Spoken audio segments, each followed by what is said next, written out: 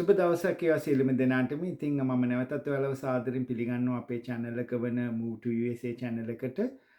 ඉතින් අද මේ වීඩියෝ එකකින් බලාපොරොත්තු වෙන්නෙත් කලින් වීඩියෝ වල වගේම මගේ channel එකේ අහලා තිබ්බ ප්‍රශ්න වලට පිළිතුරු ලබා දෙන්න. ඉතින් එක ප්‍රශ්නයක් අහලා තිබ්බ එක්කෙනෙක් එයා අහලා තිබ්බේ M visa වීසා කියලා තියෙනවා ඇමරිකාවට එන්න පුළුවන් වීසා එකක්. අන්න ඒක පොඩ්ඩක් පැහැදිලි කරන්න කියලා. ඉතින් ඒ ගැන තමයි අද මම මේ වීඩියෝ එක කරන්න බලාපොරොත්තු වෙන්නේ. ඉතින් ඔයාලා මතක තියාගන්න ඕනේ මම ඉමිග්‍රේෂන් ලෝයර් කෙනෙක් නෙමෙයි. මේ ඕගොල්ලන්ගේ දැනගැනීම පිණිස තමයි මේ කරුණු කාරණා ඉදිරිපත් කරන්නේ. නීති උපදෙස් නෙමෙයි.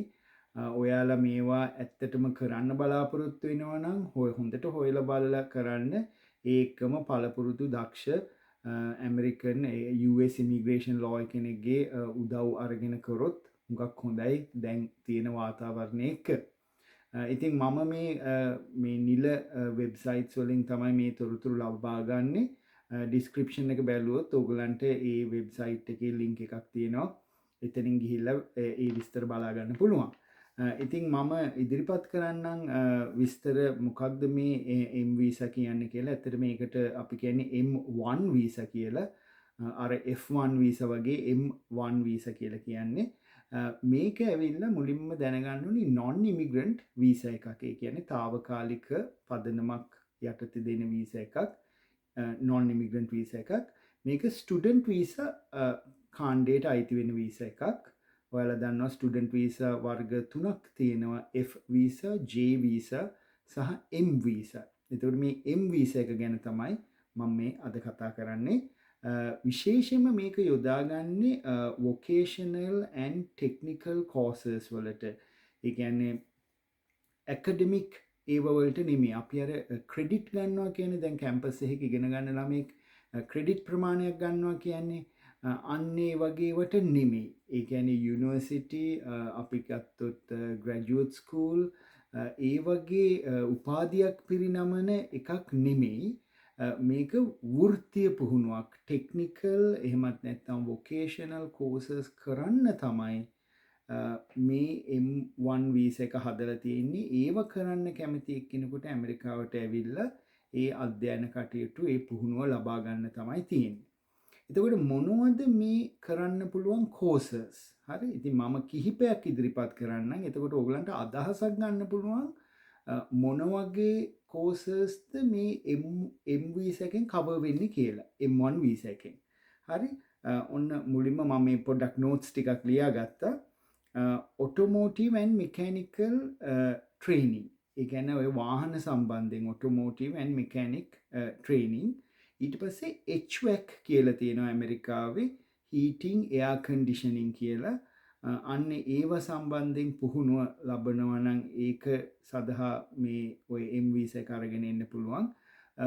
computer hardware training. ඒව degrees නෙමේ. ඒව පුහුණුවක් ලබා ගන්න. computer hardware training, computer networking training. ඊට පස්සේ විශේෂයෙන්ම අර ගුවන් නියමුවන් pilot training.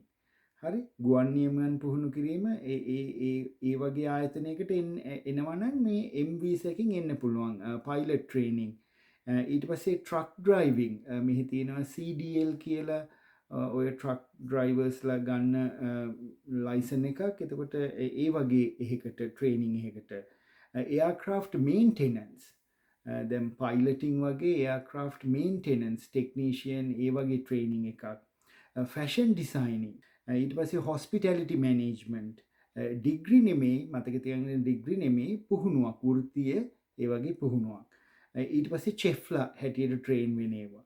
ඔන්න ඔය ටික මම කිව්වනේ. එතකොට ඔතනින් ඔයාලට අදහසක් ගන්න පුළුවන් මොන වගේ එකකටද මේ M visa එක ලබා ගන්න පුළුවන් කියලා. ඉතින් අර උපාධියක් නෙමෙයි. හරි. අර වසර 2ක මෙහි තියෙන associate degree ඊට පස්සේ වසර 4 අපි කියනවා undergraduate degrees ඊට පස්සේ ඊට ඉහළින් තියෙනවා masters PhD වගේ ඒව නෙමෙයි. ඔයාට hands on vocational training, technical training අන්නේ වගේ වෘත්තිමය පුහුණුවක් ලබා ගන්න එනවා නම් මේක තමයි වීසා එක. එතකොට දැන් අපි බලමු කොහොමද මේකට ඇප්ලයි කරන්නේ, මොනවද මේකේ තියෙන ස්ටෙප්ස් කියලා. එතකොට මේකේ තියෙනවා ප්‍රධාන දෙයක්, මේ මං කියන එක ගොඩාක් වැදගත් දෙයක්. ඔයා SCVP certified school එකකට ඇප්ලයි කරන්න ඕනේ. දැන් ඔයා දන්නවනේ ලංකාවේ වුණත් එක එක තියෙනවනේ, එක එක කෝස් අනම් ඩිග්‍රීස් එහෙම තියෙන ආයතන තියෙනවනේ. නමුත් අර ලංකාවේ තියෙන UGC approved කියලා. එතකොට ලංකාවේ තුල මොකක් හරි යම් නියාමනයක් සිද්ධ වෙනවා, ඒක වගකීමක් තියෙනවා, ඒ UGC approved වගේ ඒ ඩිග්‍රීස්. අන්න ඒ වගේ අදහසක් තමයි මෙතන කියන්නේ.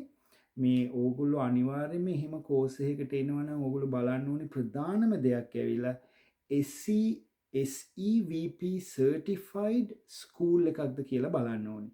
එතකොට මොකද්ද මේ SEVP කියන්නේ? Student and Exchange Visitor Program. හරි? Student and Exchange Visitor Program එකට තමයි SEVP කියන්නේ. ඒකේ certified school එකක් වෙන්න ඕනි ඔයා ඔය පාඨමාලාව කරන්න. මොකද එහෙම certified නැති schools ඕන තරම් තියෙනවා. එතකොට හිතන්න ඔයා ඉන්ටර්නෙට් එකේ බලලා ඒ certified නැති එකක තෝරගෙන ඔයා ඔක්කොම කරගෙන visa interview එකට යනකොට visa එක reject වෙන්න පුළුවන්. අන්න ඒක තමයි භයානක දේ. ඉතින් ඔයා එහිම අර මං කියපු අර courses ඒව කරන්න ආස නම් ඔයා කරන්න ඕනේ මුලින්මම SCVP certified school එකක් හොයාගෙන ඒ ඔයා කැමති course එක එතන තියෙනවද කියලා බලලා ඒක තෝරගන්න ඕනේ. ඉතින් මම නැවතත් ඒ description එකේ දාලා තියෙනවා එහෙම schools search කරන්න පුළුවන් tool එකක්. ඒක අර මම අර මෙහි නීතියානුකූල ඒ කියන්නේ රජයේම dhs.gov කියලා තියෙනවා, Department of Homeland Security. අන්න ඒගොල්ලන්ගේ ඒ තියෙන tool එකක් තමයි මම ඒකේ දාලා තියෙන්නේ. ඉතින් ඔයාලට ඒක බලලා එහෙම school එකක් search කරලා ගන්න පුළුවන්. හරි? මතක තියාගන්න ප්‍රධානම දේ SCVP certified school එකක් වෙන්න ඕනි. එහෙම නැත්නම් visa එක reject වෙන්න පුළුවන්. හරි? ඒක ප්‍රධාන දෙයක්. එතකොට මේ search tool එකට ගිහිල්ලා හොයාගන්න. එතකොට based on your study program, city එක, state එක අනුව ඒව තෝරගන්න පුළුවන්. ඒ පාඨමාලා මේවා කරන institution, ඒ schools. හරි? ඊට පස්සේ එතෙන්දී ඔයා ඒක තෝරගත්තට පස්සේ ඒ වෙබ්සයිට් එකට යන්න. වෙබ්සයිට් එකට ගිහිල්ලා ඊට පස්සේ එතන ඒ ඇඩ්මිෂන් ප්‍රොසෙස් එක තියෙනවා. කෙලින්ම ඩිරෙක්ට්ලි ඒ කොලෙජ් එකට හරි ඒ ස්කූල් එකට, ඉන්ස්ටිටියුෂන් එකට, vocational training institution, technical college ඒ වගේ නම් තියෙන්න පුළුවන්. ඒකට ඇප්ලයි කරන්න ඕනේ. එතකොට ඔයා ඒ අදාළ පාඨමාලාව තෝරගෙන ඒකට ඇප්ලයි කරන්න. හරි? එතකොට එතෙන්දී ඔයාගේ මොනහරි විභාග ප්‍රතිඵල, ස්කූල් සර්ටිෆිකේට්, ඊට පස්සේ ප්‍රධාන වශයෙන් ඔයාගේ ෆන්ඩින්, ඔයා කොහොමද මේ අධ්‍යාපනයට මුදල් වියදම් කරන්නේ, ඒවා ඔයාගේ ඉංග්ලිෂ් ස්කිල්ස්, ඒ වගේ දේවල් එතන ඉදිරිපත් කරන්න පුළුවන්. ඉතින් ඒක ඒ ස්කූල් එකකින් ස්කූල් එකට වෙනස් වෙනවා. ඉතින් ඒ අදාළ මොකක් හරි කැමති ස්ටේට් එකක් තියෙනවා නම් ඒ සර්ච් ටූල් එකට ගිහිල්ලා ඒ අදාළ ස්කූල් එක හොයාගෙන ඒකට අදාළ පාඨමාලාව හිතන්න වෙල්ඩින් වලට, එයාක්‍රාෆ්ට් මේන්ටෙනන්ස්, ඒ වගේ දේවල්. එතකොට ඒකට අදාළව ඇප්ලිකේෂන් එක දානකොට ඒ බලන්නේ එතන ඇඩ්මිෂන් රික්වයර්මන්ට්ස් තියෙනවා. ඒව ෆුල්ෆිල් වෙන විදිහට ඒක ඇප්ලයි කරන්න. එතකොට ඒ ආයතනයේ ඉන්නව DSO කියලා. අන්න එයාගෙන් තමයි ගොඩක් විස්තර ඔයාලට දැනගන්න පුළුවන්. අර ලෝයර් කෙනෙක්ට ගෙවනවට වඩා ඒක නොමිලෙම ඒ DSO ගෙන් තොරතුරු ලබා ගන්න පුළුවන්. සමහරවිට DSO කියන්න පුළුවන් ඔයා ලෝයර් කෙනෙක්ගෙන් අහන්න ওই ප්‍රශ්න මම දන්නේ නැහැ කියලා කියන්න පුළුවන්. ඒ වගේ අවස්ථාවකදී ඇත්තටම දක්ෂ පළපුරුදු US ඉමිග්‍රේෂන් ලෝයර් කෙනෙක් කන්සල්ට් කරලා තොරතුරු ලබා ගන්න. මොකද ඔයගොල්ලෝ දන්නවනේ දැන් තියෙන තත්ත්වය මේ රටේ. එතකොට මේ මොකද්ද මේ DSO කියලා කියන්නේ? DSO කියලා කියන්නේ designated school official. හරි? designated school official. ඔය දැන් අපි F visa වලට apply කරනකොටත් ඒ අපේ කැම්පස් වල DSO කෙනෙක් ඉන්නවා, international student office එකේ. ඉතින් ඒ වගේ ටෙක්නිකල් courses සඳහාත් ඔය apply කරනකොට ඒ ආයතනයේ හරිනම් ඒ DSO කෙනෙක් ඉන්න ඕනේ. ඒ ඕගලන්ට උපදෙස් ලබා දෙන්න. හරි? ඉතින් අර තෝරගන්න ඒ කොලෙජ් එක, හරි ස්කූල් එක, වොකේෂනල් ට්‍රේනින් එක, ඊට පස්සේ ඒ ඔයාගේ අදාළ පාඨමාලාව ඒකට ඇප්ලයි කරන්න ඕනේ directly through ඒ ස්කූල් එක through ඔයා apply කරන්න ඕනේ. ඉතින් මම හරියට දන්නේ අර සාමාන්‍ය අපේ විශ්වවිද්‍යාල වලට තියෙනවානේ ස්ප්‍රින්ග් සෙමිස්ටර් එක, සමර්, ෆෝල් කියලා. ඉතින් මම හරියටම දන්නේ වොකේෂනල් ට්‍රේනින් වල එහෙම නැතුව ඇති. මොකක් හරි ගෲප් එකක් තෝරගෙන ඒගොල්ලන් ඒ ගෲප් එක ප්‍රමාණවත් සිසුන් ඉන්නවා නම් සමහරලාට කෝස් එක පටන් ගන්නවා. එහෙම වෙන්න පුළුවන්. හරි අපි කෝහෝට් එකක් කියලා කියන්නේ. ඉතින් මම ඒක නම් හරියට දන්නේ නැහැ මේකේ සමර්, ස්ප්‍රින්ග්, ෆෝල් එහෙම බෙදෙනවද කියලා කැම්පස් වල වගේ. ඉතින් හොඳම දේ අර ටූල් එකෙන් ඔයා ඒව සර්ච් කරලා බලන්න. ඊට පස්සේ ප්‍රධාන දේ ඇවිල්ලා ඔයාගේ I-20 එක ගන්න ඕනේ. හරි I-20 එක කියලා එකක් තියෙනවා. ඒක ස්ටුඩන්ට් වීසා එන කෙනෙක්ගේ ප්‍රධාන දෙයක්. හරි මතක තියාගන්න I-20 එක. ඔයා අර ඒ ස්කූල් එකට ඇප්ලයි කරාම ඒකෙන් ඔයාව approve නම් ඔයාව accept කරා නම් එයාලා ඔයාට එවනවා I-20 කියලා ඩොකියුමන්ට් එකක් ලංකාවට. හරි එතකොට මේ I-20 කියලා කියන්නේ Certificate of Eligibility for Non-Immigrant Student Status. Certificate of Eligibility for Non-Immigrant Student Status කියලා කියන්නේ ඔක ඔය F1 visa ඔය අපි F1 වලින් එනකොටත් ඔය I-20 එක හම්බ වෙනවා. එතකොට ඒක ප්‍රධාන දෙයක් අපිට. ඒක ගොඩාක් වැදගත් ඩොකියුමන්ට් එකක්.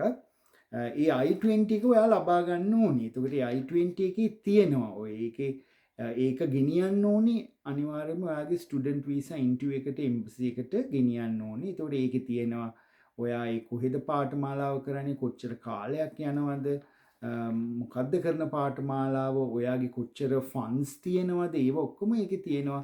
ඒ පාඨමාලාවට යන ගාස්තුව සහ ඔයාගේ ෆන්ඩ්ස් කොච්චර තියෙනවද කියලා ඒ ඩොකියුමන්ට් එකේ තියෙනවා. ඊට පස්සේ ඒක ඔයා වීසා ඉන්ටර්විව් එකට ගෙනියන්නම ඕනේ ඩොකියුමන්ට් එකක්. හරි එතකොට ඒ නිසා ඒක ලබා ගන්න ඕනේ අර ස්කූල් එක ඔයාව accept කරාට පස්සේ ස්කූල් එකෙන් ඔයා ඒක ලබා ගන්න ඕනේ. ඒක ඔයාට හම්බුනාට පස්සේ ඔයා ඊට පස්සේ කරන්න ඕනේ දේ ඇවිල්ලා I-901 සෙවිස් ෆී කියලා තියෙනවා. අන්න ඒක ගෙවන්න ඕනේ. දැන් මම ඒකේ ගාන නම් මට හරියට මතක නැහැ.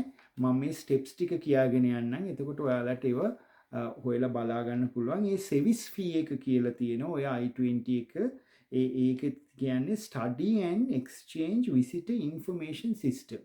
සෙවිස් සිස්ටම් එකේ ඔයාගේ ඩීටේල්ස් තියෙනවා. හරි student and exchange visitor, sorry study නෙමේ, student and exchange visitor information system කියලා කියන්නේ ඒකේ වාගේ information තියෙනවා. එතකොට ඒකේ ඔයාව අන්තර්ගත කරනවා.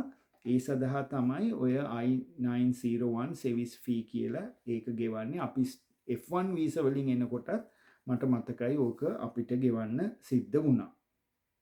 හරි එතකොට ඒක ගෙවුවට පස්සේ ඒගොල්ලෝ රිසිට් එකක් දෙනවා.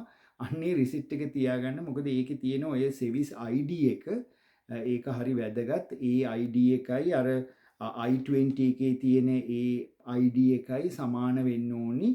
ඉතින් ඒ නිසා ඒවා හරි පරිස්සමට ඒවා තියාගන්න. I-20 එක ඊට පස්සේ සෙවිස් ෆී එක I-901 සෙවිස් ෆී එක ගෙවුවා කියලා රිසිට් එක ඒව තියාගන්න ඕනි. මොකද ඒව ඔයා ගෙනියන්න ඕනි වීසා ඉන්ටර්විව් එකට. හරි ඊට පස්සේ තමයි ඒකත් ගෙව්වට පස්සේ ඔයා අර DS-160 ඇප්ලිකේෂන් එක දන්නවනේ. non immigrant visa වලට ඇප්ලයි කරන්න තියෙනවා DS-160 කියලා ඇප්ලිකේෂන් එකක්. ඒක ඔන්ලයින් තියෙනවා. මගේ channel එකෙත් මම මේ ස්ටුඩන්ට් වීසා වලට නන්නේ මේ ටුවරිස්ට් වීසා වලට මම ඒක පෙන්නලා තියෙනවා ෆිල් කරන හැටි. ඉතින් non immigrant visa එකට ඒක තමයි කරන්නේ. Student visa M1 F1 J1 ඔය ඔක්කොමලා ඒක ෆිල් කරනවා. ඒක ෆිල් කරන්න ඕනේ. ඒක ෆිල් කරලා ඒකට අදාළ DS-160 එකේ ගාන තියෙනවා. ඒක මොනවා හරි තව ඩොකියුමන්ට්ස් එහෙම තියෙනවා නම් ඒකෙත් ඔයගොල්ලෝ ඒවා සබ්මිට් කරන්න. එතනින් ඔයා ඒ කොලම්බෝ අපි කියමු එම්බසි එකේට තමයි ඉන්ටර්විව් යන්නේ. ඒකට ඒ ඉන්ටර්විව් ඩේට් එක ඒවා බුක් කරගන්න ඕනේ. එතකොට එතනින් තමයි ඔයාගේ අර වීසා එක ලැබෙනවද නැද්ද කියලා තීරණය කරන්නේ. ඒ අදාළ ඉන්ටර්විව් එක දවසට ඔයා යනවා එම්බසි එකට. එතකොට අර වීසා ඔෆිසර් ඔයාව ඉන්ටර්විව් කරලා ඔයාව අප්‍රූව් කරනවා. එහෙම නැත්නම් ඔයාගේ ඒ වීසා එක ඩිනයි කරනවා. එතනින් තමයි ඔයා M1 එක ලබා ගන්න ඕනේ. ඉතින් මතක තියාගන්න එතන අර මම මගේ වීඩියෝස් ඔයගොල්ලෝ බලනවා නම් මම කියලා තියෙනවා එතන ප්‍රධානම වශයෙන් වැදගත් වෙන්නේ වීසා ඉන්ටර්වියු එකේදී ඔයා non immigrant වීසා එකකින් යන නිසා ඔයා නැවතත් ලංකාවට එනවා කියලා පෙන්වන්න ඕනේ. හරි? අර මේ M1 වීසා වල තියෙන ප්‍රධාන දෙයක් කියලා අර මම මුලින්ම කිව්වා වගේ SCVP certified school එක දෙවෙනි එක ඇවිල්ලා ඔයා වීසා ඇප්ලයි කරනකොට වීසා ඔෆිසර් ගාවට යනවනේ දැන් M1 වීසා එක ගන්න ඔයා පෙන්වන්න ඕනි වීසා ඔෆිසර්ට මට කිසිම අවශ්‍යතාවයක් නැහැ ඇමරිකාවේ නවතින්න යන්න මම මේ යන්නේ මේ පාඨමාලාව මේ පුහුණුව ලබාගෙන නැවතත් මගේ රටට එන්න මොකද මට මෙහි ප්‍රබල සම්බන්ධතා තියෙනවා අන්න ඒක ඔයා අනිවාර්යයෙන්ම පෙන්වන්න ඕනි ඒක පෙන්වන්න බැරි වුණොත් වීසා ඔෆිසර් අනිවාර්යයෙන්ම ඒ M1 වීසා එක ඩිනයි කරනවා එයාට දෙන්නේ නැහැ මොකද මේ හැම එකකින්ම ඇමරිකාවේ ඇතුළට යන්න පුළුවන් නීතියානුකූල ඇතුළට යන්න පුළුවන්. ඒ නීතියානුකූල ඇතුළට ගියාට පස්සේ ඇමරිකාවේ ඉමිග්‍රේෂන් නීතියේම යම් අවස්ථා තියෙනවා. ඔයාට ඒක නවතින්න හදාගන්න පුළුවන් අවස්ථා තියෙනවා. ඉතින් ඒක නිසා තමයි මේ වීසා ඔෆිසර්ස්ලා ගොඩක් බලන්නේ මේ වීසා එක ඔයා අයථා විදිහට භාවිතා කරනවද නැත්තම් ඇත්තටම ඔයා ජෙනුවින්ලි වාගේ අධ්‍යාපන කටයුත්තේ පුහුණුව ලබාගෙන ඔයා නැවත මව් රටට එනවද කියන එක තමයි මේ වීසා ඉන්ටර්වියු එක තියන්නේ. හරි. එතකොට මතක තියාගන්න නැවත ලංකාවට එන බවට ප්‍රබල සාක්ෂි ඉදිරිපත් කරන්න. ඉතින් ගොඩක් අය අහනවා සල්ලි පෙන්නනවද කියලා පවුල් සම්බන්ධතා ගෙවල් නැවතත් මම කියන්නේ මම ලෝය කෙනෙක් නෙමෙයි නමුත් මගේ එක්ස්පීරියන්ස් එක මම ඒව හම්බ වෙච්ච අයගෙන් විශේෂයෙන්ම ස්ටුඩන්ට් වීසා ඒ වගේ හම්බ වෙච්ච අයගෙන් මම තේරුම් ගත්ත දේ ඇවිල්ලා ඔයා ජෙනුවින්ලි ඇත්තට පෙන්වන්න ඕනේ ඔයා ඉගෙන ගන්න යන්නේ කෙනෙක් කියලා. ඒ පුහුණුව ලබා ගන්න යන්නේ කෙනෙක් කියලා. ඒකට පෙන්වන්න තියෙන දෙයක් ඇවිල්ලා මේ අතීතයේ ඔයා එහෙම දේවල් කරපු කෙනෙක්. ඔයා දැන් රැකියාවක් එහෙම නැත්නම් වෘත්තියක් කරනවා නම් ඒකට කෙලින්ම සම්බන්ධ පුහුණුවක් ලබා ගන්න තමයි මේ යන්නේ. අපි කියමු ඔයා මොකක් හරි ප්‍රයිවට් කම්පැනි එකක එයාක්‍රාෆ්ට් මේන්ටෙනන්ස් ටෙක්නීෂියන් කෙනෙක්. එතකොට ඒ හිතන්නේ ප්ලේන් එක ඇමරිකාවේ හදලා තියෙන මම නිකන් අදහසක් දෙන්නේ. හරිද? ප්ලේන් එක ඇමරිකාවේ හදලා තියෙන්නේ. එතකොට ඒකේ ඒ එක්ස්පර්ට් ඒ ස්පෙෂලායිස්ඩ් ඒ මොකක් හරි ඒක කැලිබරේෂන් ටෙක්නික්ස් එහෙම නැත්නම් ඒකේ මොඩියුල්ස් ඒවා ට්‍රේනින් ප්‍රෝග්‍රෑම්ස් තියෙන්නේ ඇමරිකාවේ විතරයි. අන්නේ වගේ අවස්ථාවක එයා ඒ කම්පැනි කාලයක් තිස්සේ වැඩ කරන සීනියර් ටෙක්නීෂියන් කෙනෙක් වෙන්න පුළුවන්. එතකොට ඒ කම්පැනි විසින් ඔයාව අර ප්‍රෝග්‍රෑම් එකට යවනවා ඔක්කොම ගෙවලා.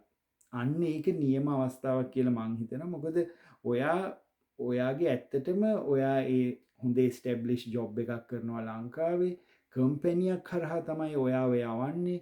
ඒක අනිවාර්යෙන්ම වෙන රටක කරන්න බෑ ලංකාවේ කරන්නත් බෑ මොකද ඒක ස්පෙෂලායිස්ඩ් ඇමරිකන් ප්‍රොඩක්ට් එකක්. අන්න ඒ වගේ අවස්ථාවක මට හිතෙනවා අනිවාර්යෙන්ම හම්බ වෙනවා කියලා. නැත්තම් අපි හිතමු ඔයා තරුණෙක් කෙනෙක් ගොඩාක් තරුණෙක් කෙනෙක් ඔයා ඇමරිකාවේ තියෙන අර සූපවේදය පිළිබඳ කෝස් එකක් කරන්න යනවා. ඒ ඔයා නිකන් සමහරට O level ඉවර වෙච්ච කෙනෙක් වෙන්න පුළුවන්. එතකොට අර ප්‍රබල සම්බන්ධතාව පෙන්වන්න විදිහක් නැහැ. එතකොට වීසා ඔෆිසර් අහන්න පුළුවන් ඇයි ඔයා ඇමරිකාවේ එකට යන්නේ ලංකාවේ නැද්ද? ඩුබායි වල නැද්ද?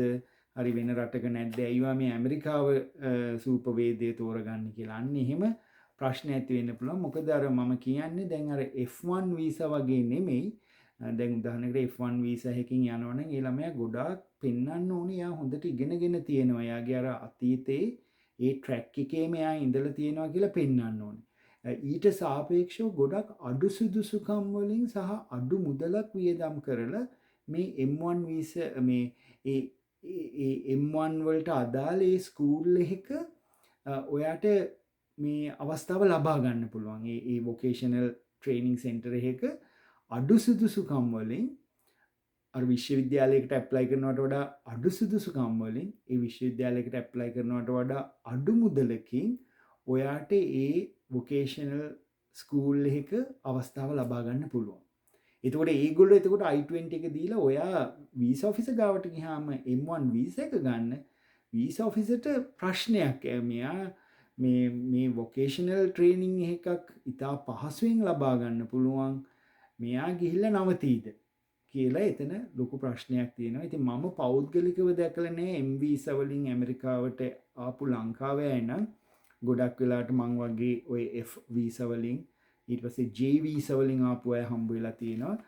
නමුත් M වීසා නම් හම්බ වෙලා නැහැ. නමුත් ඔයාට try කරන්න පුළුවන්. අර මම උදාහරණයක් දුන්නේ ඔයා දැනටමත් හොඳට ස්ටැබ්ලිෂ් ජොබ් එකක් කරනවා ලංකාවේ. ඒකේ සෑහෙන කාලයක් තිස්සේ කරලා ඔයාට පවුල් සම්බන්ධතා තියෙනවා. ඒතකොට මේ කම්පැනි හරහා ඔයා ඇමරිකාවට යවනවා ඒ ස්පෙෂලායිස්ඩ් ට්‍රේනින් එකක් ලබා ගන්න. මේ අවස්ථාව අනිවාර්යයෙන්ම ඔයාට ජස්ටිෆයි කරන්න පුළුවන්. මේක වෙන කොහෙවත් නැහැ මේ ට්‍රේනින් එක ගන්න තියෙන්නේ ඇමරිකාවේ විතරයි කියලා. අන්න එහෙම පෙන්වන්න පුළුවන්කම තියෙනවා නම් ගොඩක් ඒක වාසි. නැත්තම් වීසා ඔෆිස් අහන්න පුළුවන්. ඔයා ඇමරිකාවට මේ යන්නේ මොකද? ඕක ලංකාවේ කරන්න බැරිද? වෙන රටක ඔය ට්‍රේනින් එක ගන්න බැරිද කියලා අහන්න පුළුවන්. හරි? ඉතින් ඒක තමයි ලොකුම හර්ඩල් එකක් මේ වීසා ඉන්ටර්වියු එක නේද? ඒ කියන්නේ ඒ ස්කූල් එකෙන් ඇක්සෙප්ට් කරත් වීසා ඔෆිසට තමයි තියෙන්නේ ඔයාව හැකියාව තියෙනවා ඩිනයි කරන්න අප්‍රූව් කරන්න. හරි? දැන් හිතන්නකෝ ඊට පස්සේ අපි කියමුකෝ දැන් M වීසා එක හම්බුණා කියලා. එතකොට ඔයාට හම්බ වෙන්නේ M1 වීසා එක. ඒ ස්ටුඩන්ට් හම්බ වෙන්නේ M1 වීසා එක. ඊට පස්සේ ඔයාට ඒක හම්බුණායින් පස්සේ අර ඔයාගේ ඒ ප්‍රෝග්‍රෑම් එක අපි හිතමු ෆැෂන් ඩිසයිනින් හරි එයාක්‍රාෆ්ට් ටෙක්නීෂියන් ඒ වගේ එකකට ඒක පටන් ගන්න දවසට දවස් 30කට කලින් ඔයාට ඇමරිකාවට එන්න පුළුවන්. හරි මතක තියාගන්නේ ඩේට්ස් එහෙම. ඒක පටන් ගන්න යම් දවසක් තියෙනවා. අර ඒක I-20 එකේ සඳහන් කරලා තියෙනවා. ඒ ඩියුරේෂන් එකම සඳහන් කරලා තියෙනවා. කවදද පටන් ගන්න, කවදද ඉවර වෙන්නේ කියලා ඒක තියෙනවා. ඒතකොට මේ පටන් ගන්න දවසට දවස් 30කට කලින් ඔයාට ඇතුළත් වෙන්න පුළුවන් ඇමරිකාවට. එතකොට අර ඇමරිකාවට ඇතුළත් වෙනකොට එයාපෝට් එකේදී custom and border protection officer කෙනෙක් ඉන්නවා CBP ඔෆිසර්. එයා බලනවා නැවතත් ඔයාගේ I-20 එක, පාස්පෝර්ට් එක, ඒ වීසා එක, M වීසා එක ඒ ඔක්කොම චෙක් කරනවා. එතකොට ඒ වගේ අවස්ථාවකදී මතක තියාගන්න අර ඒ වොකේෂනල් ට්‍රේනින් ස්කූල් එකෙන් ඔයාට ඇක්සෙප්ටන්ස් ලෙටර් එක දුන්නා නම් අන්නේ ඇක්සෙප්ටන්ස් ලෙටර් එකත් තියාගන්න. සමහරලාට evidence of financial support අර ෆන්ඩින් වගේ ඒවත් එතන ළඟ තියාගන්න. ඒ CBP ඔෆිසර් ඇහුවොත් එයාට ඉදිරිපත් කරන්න පුළුවන්. මොකද ඒ හර්ඩල් එකත් ඔයා පනින්න ඕනි. මොකද CBP ඔෆිසර්ට ඕන නම් පුළුවන් ඔයාට රට ඇතුළට එන්න අවසර නොදෙන්න. හරි ඒකේ secondary inspection කියලා තියෙනවා. ඒකට යොමු කරන්න පුළුවන්. එහෙම නැත්නම් කෙලිමම ඔයාට එන්න දෙන්නේ නැහැ කියලා කියන්න හැකියාව තියෙනවා. ඒ කියන්නේ ඔයාට valid visa එකක් තිබ්බත් CBP ඔෆිසර්ට පුළුවන් ඔයාව හරවලා යවන්න. රට ඇතුළට ගන්න එයාපෝට් එකකින් හරවලා යවනවා. ඉතින් ඒ හර්ඩල් එකත් පනින්න ඕනි. ඉතින් ඒක තමයි අර වීසා එක, පාස්පෝර්ට් එක, වළංගු පාස්පෝර්ට් එක, වළංගු වීසා එක, letter of acceptance, I-20, ඊට පස්සේ ෆන්ඩින් ස්ටේට්මන්ට්ස් ඒවා ඔක්කොම ලෑස්ති කරලා තියාගන්න. අර ඇහුවොත් ඉදිරිපත් කරන්න. හරි? ඊට පස්සේ සමහරවිට ඒගොල්ලෝ අහයි ඔයා කොච්චර කාලයකටද ඉන්නේ කියලා. එතකොට අර ඒ කෝස් එක ඒ තියෙන කාලය කියන්න. මොකද අර ඩිග්‍රී එකක් වගේ අවුරුදු 2ක් ඇසෝසියේට් ඩිග්‍රී එහෙම අවුරුදු 2ක්, අවුරුදු 4ක්, අවුරුදු 5ක් එහෙම නෙමෙයි. ඔය වගේ කෝස් එකක් vocational hands on training course එකක් වැඩිම වුණොත් අවුරුද්දයි. හරි? වැඩිම වුණොත් අවුරුද්දයි. සමහරවිට මාස 3ක්, මාස 2ක්, මාස 4ක් ඒ වගේ කෙටි කාලයක් වෙන්නත් පුළුවන්. ඉතින් ඒ වගේ කෙටි කාලයකට තමයි අර ඔයාට හම්බ වෙන්නේ I-20 එක හම්බ වෙන්නේ ඒකයි. ඒක වගේ කාලයකට. එතකොට මෙතන තියෙන්නේ තව එකක් වැදගත් වෙනවා මේ I-20 මේ M1 ස්ටුඩන්ට් වීසා තියෙන කෙනෙකුට හිතන්න ඔයා ඒ කෝස් එක මේ මාස 8ක් කියලා. එතකොට මාස 4කට එක මාසයේ බැගින් ප්‍රැක්ටිකල් ට්‍රේනින් කරන්න පුළුවන්. අපි PT කියලා එකට කියනවා. ඒ කියන්නේ හිතන්න මාස 8යි මුළු කෝස් එකම. එතකොට මාස 8ක් කියන්නේ මාස 4 දෙකක්. එතකොට මාස 4කට එක මාසයක් ගානේ ඔයාට ප්‍රැක්ටිකල් ට්‍රේනින් කරන්න පුළුවන්. එතකොට මාස 8 කෝස් එකක් නම් ඒ කෝස් එක ඉවරුණයින් පස්සේ හරිද? කෝස් එක ඉවරුණයින් පස්සේ ඔයාට මාස 2ක් හම්බ වෙනවා ප්‍රැක්ටිකල් ට්‍රේනින් කරන්න. ඒක විශේෂ දෙයක්. එතකොට ඒක අවුරුද්දක් නම් ඔයා දන්නවා. එතකොට 4 වරක් 3 12යි. එතකොට ඔයාට මාස 3යි හම්බ වෙන්නේ. අවුරුද්දක් නම් කෝස් එක මාස 3ක ප්‍රැක්ටිකල් ට්‍රේනින් කරන්න අවස්ථාවක් හම්බ වෙනවා. ඒ කෝස් එක අවසන් කරාට පස්සේ. හරි. එතකොට ඒකට සමහර වෙලාවට අර ඔයාගේ ඒ වැඩ කරන ඒ ස්කූල් එකේ DSO එක කතා කරගන්න ඕනි. ඒකට එක්ස්ටෙන්ෂන් එකක් ගන්න වෙන්න සිද්ධ වෙයි. නමුත් එහෙම කරන්න පුළුවන්. මාස 4කට මාසයක් දෙනවා PT කියලා ප්‍රැක්ටිකල් ට්‍රේනින්. අන්නේ ප්‍රැක්ටිකල් ට්‍රේනින් කාලෙදී සමහරලාට ඔයාට පේඩ් ට්‍රේනින් එකක් ඔයාට එතන යම් මුදලක් හම්බ වෙන ට්‍රේනින් එකක් ලැබෙන්න පුළුවන්. හරි. ඉතින් ඒක මං හරියට දන්නේ නැහැ කොහොමද ඒක කොච්චර ගෙවනවද කියලා. ඒක ස්ටේට් එකෙන් ස්ටේට් එකට ඒ ස්කූල් එකෙන් ස්කූල් එකට වෙනස් වෙන්න පුළුවන්. නමුත් මතක තියාගන්න අර හැම මාස 4ක ඔයා ඒ ඉන්ස්ට්‍රක්ෂන්ස් වලට ඔයාට මාසයක් ප්‍රැක්ටිකල් ට්‍රේනින් හම්බ වෙනවා. ඉතින් අර ඒකේ දැන් ඒ කොච්චර ඔයා ඉගෙන ගන්න ඕනිද කියන එක මේක මොකද ක්ලාස් රූම් අර ලෙක්චර් සෙටින් එකක් නෙමෙයිනේ. දැන් හිතන්න ඔයා ට්‍රක් ඩ්‍රයිවිං ඊට පස්සේ එයාක්‍රාෆ්ට් මේන්ටෙනන්ස් එයාක්‍රාෆ්ට් පයිලටිං වගේ නම් අර ඒක මේ ක්‍රෙඩිට් වලින් නෙමෙයි කියන්නේ අවර්ස් වලින්. හරි. එතකොට ඔයා සාමාන්‍යයෙන් එතන පැය 22ක් සතියකට කරන්න ඕනි. හිතන්න ඔයා ෆීල්ඩ් ට්‍රේනින් වගේ නම් පැය 22ක් සතියකට කරන්න ඕනි. එතකොට තමයි ඒක අර ෆුල් කෝස් එකක් හැටියට යන්නේ. ක්ලාස් රූම් එකේ දෙයක් කරනවා නම් ඒක සතියකට පැය 18ක් වගේ තමයි තියෙන්නේ. ඉතින් හොඳම දේ ඒවා අර DSO ගෙන් අහන්න, designated school official ගෙන් ඔයා අහන්න ඒ වගේ දේවල්. තව මෙතන වැදගත් දෙයක් කියලා අර වෙන රටවල් වල ඔයාලා දන්නවනේ ඉගෙන ගන්න ගමන් ජොබ් එකක් part time වැඩ කරන්න එහෙම බෑ. හරි. ඇමරිකාවේ F1 වලටත් ඒක ගොඩක් අවස්ථා අඩුයි. M වලට කොහොමටවත් නැහැ. හරි. M වලට කොහොමටවත් නැහැ. M වීසා එකට එහෙම part time job කරන්න ඒවා මොකක්වත් කරන්න බෑ. ඔයාගේ අර මං කිව්වේ කෝස් එක මාස 8ක් නම් ඒක ඉවරනයින් පස්සේ මාස 2ක් හම්බ වෙනවා ප්‍රැක්ටිකල් ට්‍රේනින්. එතකොට සමහරලාට ඔයාට යම් මුදලක් ඒ ප්‍රැක්ටිකල් ට්‍රේනින් අවස්ථාවේදී ලබා ගන්න පුළුවන්. ඊට අමතරව part time job කරන්න බෑ මේ M වීසා එකෙන්. තව M වීසා එකේ තියෙන restriction එකක් ඇවිල්ලා ඔයා ආවට පස්සේ ඔයාට ඒ කෝස් එක වෙනස් කරන්නත් බෑ. හිතන්න ඔයා ට්‍රක් ඩ්‍රයිවිං වලට ආවේ. නමුත් ඔයාට හිතෙනවා අඩේ මේ මෙතන හොඳයි වෙල්ඩිං තියෙනවා. එහෙම නැත්නම් අර ඉලෙක්ට්‍රීෂියන් කෝස් එකක් තියෙනවා කියලා ඒකට මාරු වෙන්නේ. එහෙම කරන්න බෑ.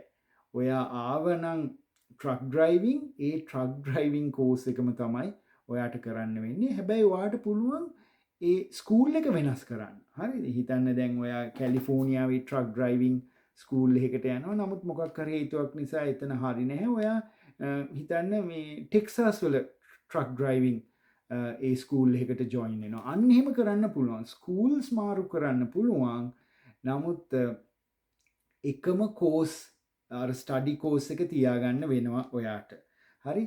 එතකොට දැන් ඔයාට තව එකක් ඇවිල්ලා මේක ඉවර වෙච්ච ගමන් හිතන්න දැන් ඔයාට වෙන වීසා එකකට මාරු වෙන්න ඕනි. එතකොට ඔයාට H වීසා සහ F වීසා වලට මාරු වෙන්න බෑ.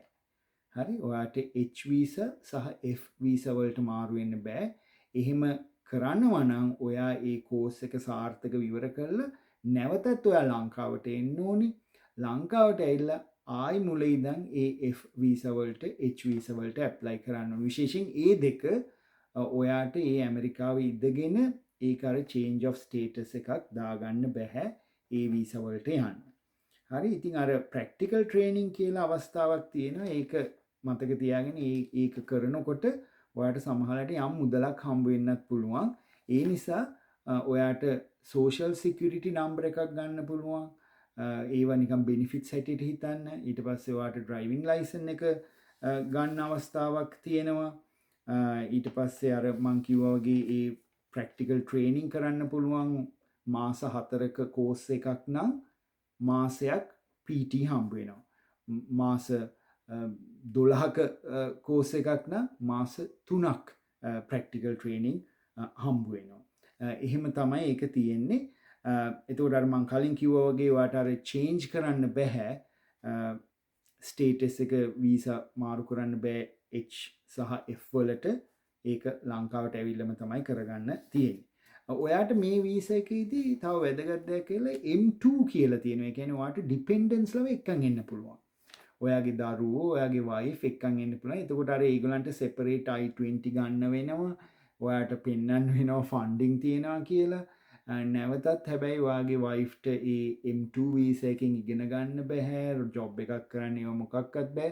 හැබැයි ඔයාට දරුවෙක් ඉන්නවා නම් ඒ දරුවට අර මෙහි තියෙන පබ්ලික් ස්කූල්ස් වලට පාසලකට සහභාගී වෙන්න පුළුවන් ඒ M2 වීසා එකෙන්. ඉතින් ඕක තමයි මට කියන්න අවශ්‍ය වුණේ මේ M වීසා කාණ්ඩය ගැන. එතන අර ඔයාගේ ඒ දැන් ඔක්කොම කෝස් ස්ටඩි ඉවරුණයින් පස්සේ ඔයාට දවස් 30ක ග්‍රේස් පීරියඩ් එකක් තියෙනවා. ඒ දවස් 30 ග්‍රේස් පීරියඩ් එක ඇතුළත ඔයා ඇමරිකාවෙන් පිට වෙන්න ඕනි. එහෙම නැත්නම් ඒවා පස්සේ ප්‍රශ්න වෙනවා. අර ඒ කෝස් ෆී එක එක්ස්ටෙන්ඩ් කරගන්නවා නම් ඒක මතක තියාගන්න DSO එක කතා කරන්න ඕනි. ඒක ඒ එක්ස්ටෙන්ෂන් එකක් ගන්නවා නම් ඒකට වෙනම ෆෝම් එකක් තියෙනවා I-539 කියලා. DSO එක කතා කරගන්න. ඒක ඔයාගේ කෝස් එක ඉවර වෙන්න දවස් 15ත් දවස් 60ත් අතර කාලය තුල ඒක දාන්න ඕනි. ඒ බැරි වෙලා හරි ඔයාලට මොකක් හරි ස්පෙෂල් සර්කම්ස්ටැන්ස් එකක් යටතේ ඒ කෝස් එක එක්ස්ටෙන්ඩ් කරගන්න අවශ්‍ය වුණොත්. ඉතින් ඔය ටික තමයි මට කියන්න අවශ්‍ය වෙන්නේ මේ M1 වීසා එක ගැන. ප්‍රධාන දෙයක් ඇප්ලයි කරනවා නම් අර සර්ච් ටූල් එකකින් ගිහිල්ලා හරියටම ඔයා හොයාගන්න ඕනි SCVP certified school එකක් හොයාගන්න ඕනි. ඊට පස්සේ ඒ වීසා එක ලබා ගන්න එක ප්‍රධානයි. එතන වීසා ඔෆිසර් බලන්නේ ඔයාට වීසා දුන්නොත් ඔයා ඇමරිකාවේ නවතිනවද? එහෙම නැත්නම් ඔයා වැඩේ කරගෙන ඔයාගේ රටට යනවද කියලා. එතකොට ඔයා පෙන්වන්න ඕනි ප්‍රබල සම්බන්ධතා ලංකාවේ මම මේ ට්‍රේනින් ප්‍රෝග්‍රෑම් එක කරන්න විතරයි යන්නේ. මට මෙහි නවතින්න අවශ්‍යතාවයක් නැහැ කියලා. ඒක පෙන්න ගන්න බැරි වුණොත් වීසා ඔෆිසර් අනිවාර්යයෙන්ම වීසා එක රිජෙක්ට් කරනවා. ඉතින් ඕක තමයි මට කියන්න ඕන වෙන්නේ මේ M වීසා එක ගැන. ඉතින් මොනවා හරි ප්‍රශ්න තියෙනවා නම් අහන්න. මම ඒවට පිළිතුරු දෙන්නම්. ඉතින් ටික කොයි වෙලාවෙත් ඉතින් කාර්ය බහුල තමයි මේ වගේ රටවල් වල ඉන්නකොට. ලංකාවෙත් මම දන්නවා එහෙම තමයි.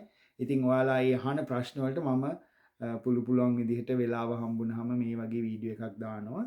ඉතින් මොනවා හරි මේ සම්බන්ධයෙන් තියෙනවා නම් අහන්න ප්‍රශ්න. අර මට කියන්න තියෙන තව දෙයක් ඇවිල්ලා අර මේ වගේ රටකට ඇත්තටම අපි කියමු සෙටල් ඩවුන් වෙන්න එනවා කියලා. මොකද ගොඩක් අය ආසයි මේ වගේ රටක සෙටල් ඩවුන් වෙන්න. හරි? අන්න ඒ වගේ අවස්ථාවක මේ වෘත්තීය පුහුණුව නෙමෙයි. හරිද? ඕගොල්ලෝ අර අපි කියන්නේ අර ට්‍රැඩිෂනල් ක්වොලිෆිකේෂන්ස් අවශ්‍ය වෙනවා. මම ඒ කියන්නේ අර ඇකඩමික් ක්වොලිෆිකේෂන්ස් හොඳට ඉංග්‍රීසි හදාගන්න. ඒකම හොඳ ඇකඩමික් ක්වොලිෆිකේෂන්ස් ලබා ගන්න. ඉතින් ඒවා අපේ ලංකාවේ ටිකක් අමාරුයිනේ. අපි දන්නවනේ අපේ අධ්‍යාපන ක්‍රමයත් එක්ක බලනකොට.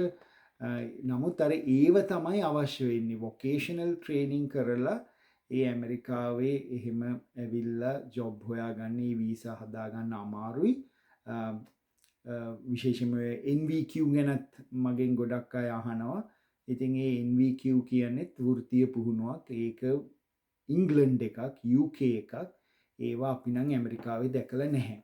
ඉතින් ඔය ලංකාවේ තියෙනවනේ ප්‍රවණතාවයක්. ඕගොල්ලෝ දැන් A level වල ලකුණු අඩු වුණොත් ඕගොල්ලන්ව NVQ කරන්න යන්න කියලා. නමුත් ඒ එහෙම කියන අයගෙන් අහන්න NVQ කරලා අපිට ඩිග්‍රී එකක් ගන්න පුළුවන්ද? normal යුනිවර්සිටි එක ඒ වගේ දේවල් අහන්න. එතකොට ඕගොල්ලන්ට තේරෙයි ඔය ඒව ප්‍රොමෝට් කරන අය මං හිතන්නේ NVQ කරපු අය නෙමෙයි. ඔය මම දන්න සමහර ඔය මහාචාර්ය ගොල්ලොත් ඒව ප්‍රොමෝට් කරනවා. නමුත් ඒගොල්ලෝ NVQ කරලා නෙමෙයි එතන ඒ තැන් වලට ඇවිල්ලා තියෙන්නේ. හරි?